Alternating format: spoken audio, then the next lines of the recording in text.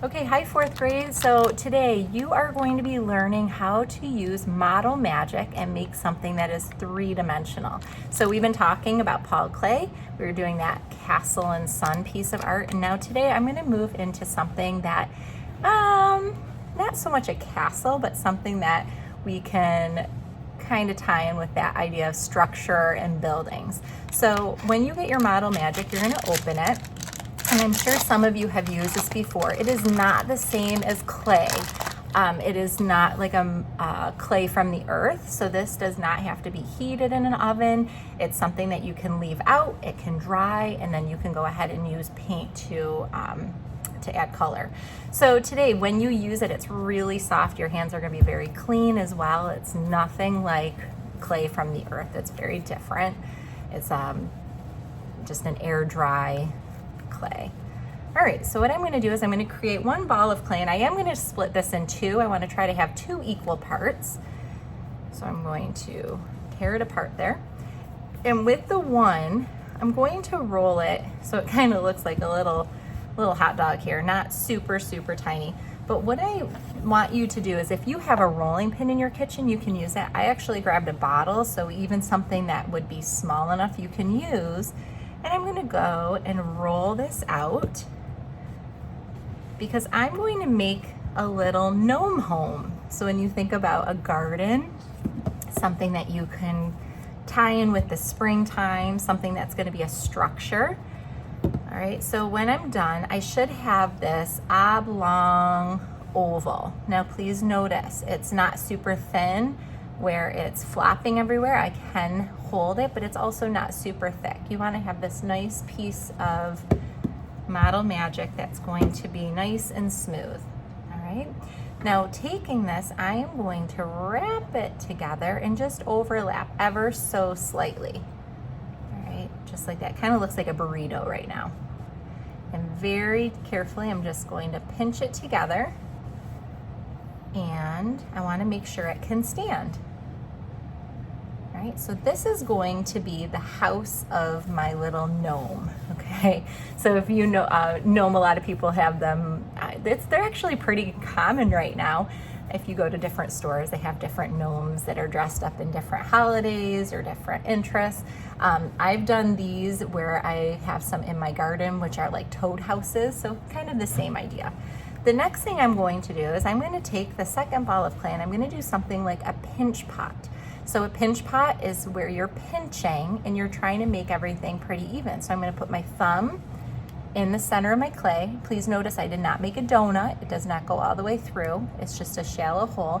And I'm going to pinch, turn, pinch, turn, pinch, turn, pinch, turn. I'm going to go all the way around and pinch the clay. Okay, and the reason I keep going around is I want to make sure that all of my sides and edges are pretty similar. Now, I want to make my gnome home long. Like I want to make it a little fun and interesting. So now what I'm going to do is I'm just going to keep it open here, but I'm going to very gently, gradually pinch and make this fun little cone. Okay, and you can always use your fingers, smooth it out. And so as I'm going and making these, kind of makes me think of a Smurf house. Okay, you can keep adding and making this really fun. Okay, looks like an ice cream cone right now.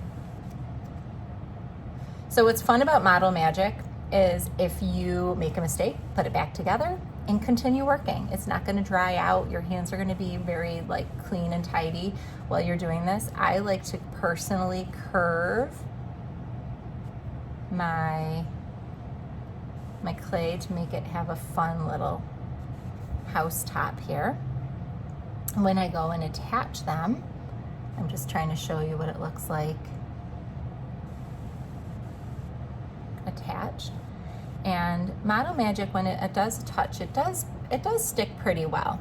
Now what I'm going to encourage you to do is let this sit and dry.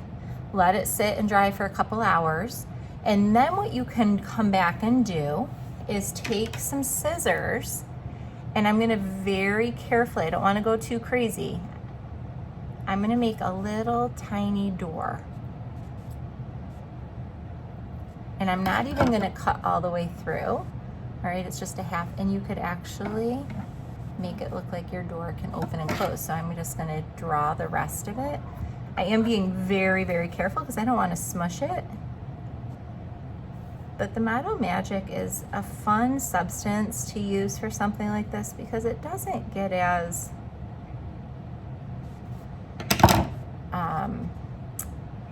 it's not, I don't know, it's not as fragile, I should say, as clay when it dries. But then you can have a little door. So your little gnome home or your toad house, it's pretty small for a toad house, pretend it's a little gnome home, okay, is open, all right? So then let these sit, I would say about a day or two, let them dry, and then you can come in and add some fun colors, details. You can make some texture on there, maybe make it look like little rocks or bricks, and I'll come back and I'll paint one once mine dries as well.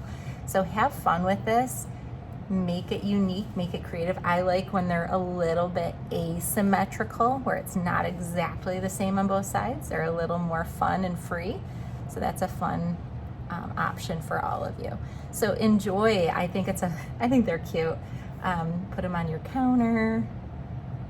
I think even like at the dollar store, they actually have little gnomes you can buy. You can put one right next to it. All right, so boys and girls, enjoy the process and share it with me, and I will come back and show you a painted one soon. All right, bye-bye.